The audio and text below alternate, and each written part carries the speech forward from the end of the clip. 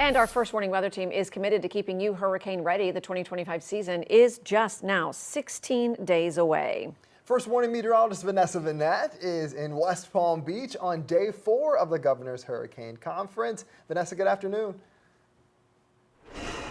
And good afternoon, and we wrapped up day 2 of the exhibit hall. Take a look. Vendors across the nation got together, showcased their latest technology and supplies to help communities better prepare for and respond to emergencies. Local officials work year-round to plan how their counties would respond to any type of disaster, whether it's a tornado or even a wildfire. Now, each county works closely with partners and community members to make sure everyone is ready when a disaster strikes.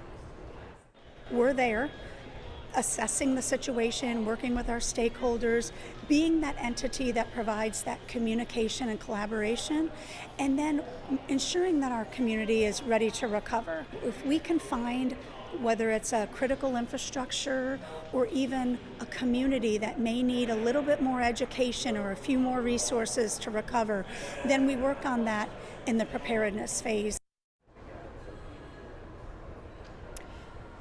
So always make sure that you are prepared before a storm hits. And it's been a very long week here in the Governor's Hurricane Conference, and the conference will be wrapping up tomorrow. Chris Martinez will have a panel discussion as well tomorrow morning. Live here at the Governor's Hurricane Conference in West Palm Beach, I'm First Warning meteorologist Vanessa Vinette, WPBF 25 News.